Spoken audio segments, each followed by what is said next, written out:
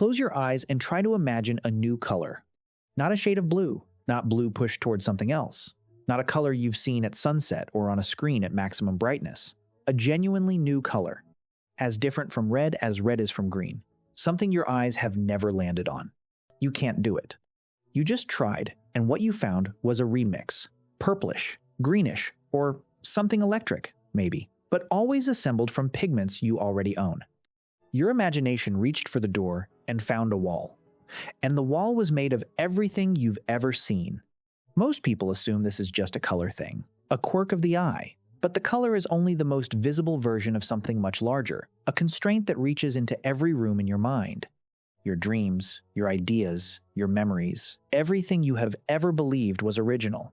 Your imagination is not a creative space. It is a remix engine, and by the end of this, that sentence is going to mean something completely different to you than it does right now.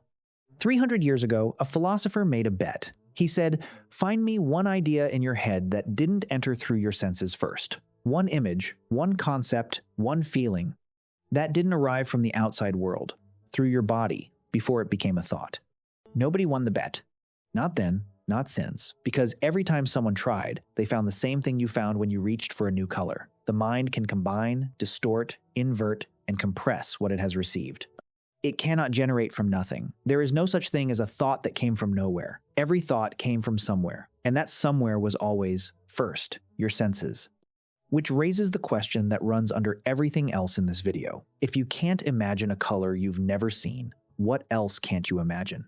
What else is bounded, without you ever realizing it, by the specific sensory history of the specific body you happen to live in? Here is what neuroscience found when it looked at this properly. When you imagine seeing something, a red apple, a mountain, a face, your visual cortex activates. The same regions that fire when you actually see. When you imagine a melody, the auditory cortex responds as though the sound were real. Imagination is not a separate faculty from perception. It is perception running in reverse.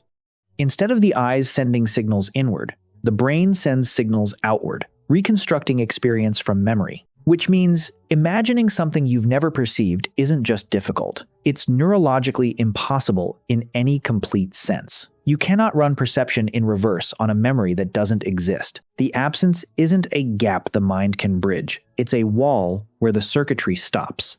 And this isn't only about color. You cannot imagine a sound with a timbre entirely unlike anything you've heard. You cannot imagine a smell that doesn't map onto smells you've already inhaled. The prison isn't just your eyes. It is the full perimeter of your skin. But here's what's fascinating.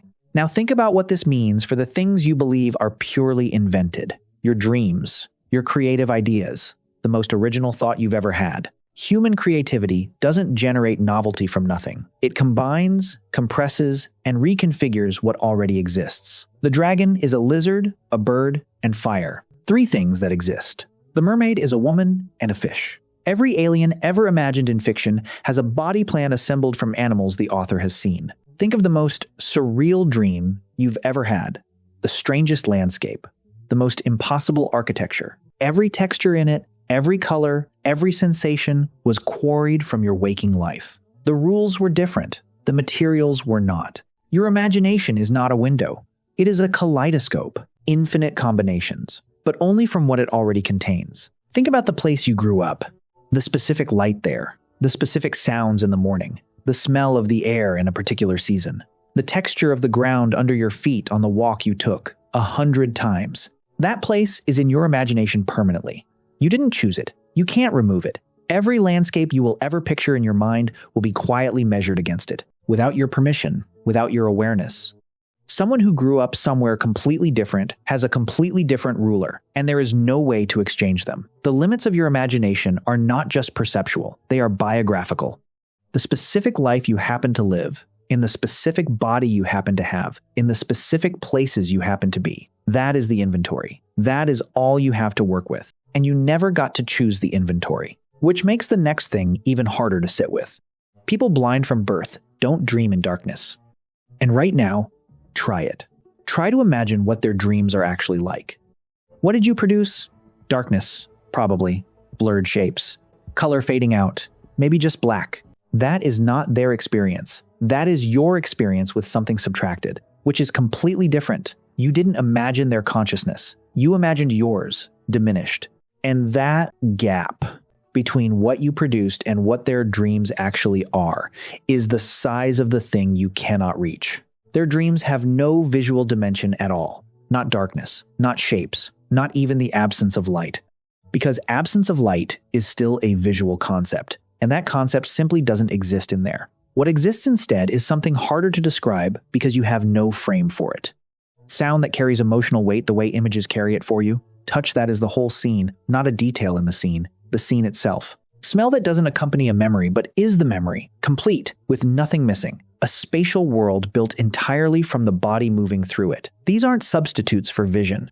They aren't compensation. They are the primary language of that consciousness, as native to it as color is to yours.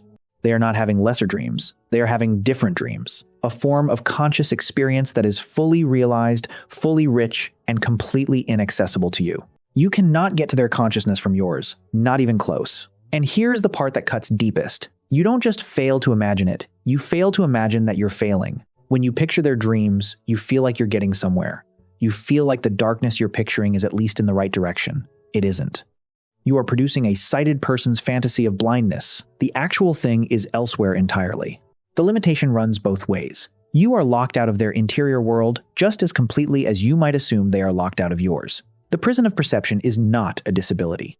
It is the universal condition. The walls are just in different places. Here's where the expected conclusion would be. The imagination is limited. Creativity is just recombination. Originality is an illusion, and that reading is half true, but only half. In 2016, neuroscientist Adam Zeman at the University of Exeter published research on people who have no visual mental imagery whatsoever, no inner picture, no visual memory, no visual dreams. They think entirely in words, abstractions, concepts with no images attached. His finding was not what anyone expected. These people scored no lower on creative tasks than people with full visual imagination. Many were architects, artists, novelists. Some described their creativity as sharper for the absence, less distracted by pictures, more precise in thought.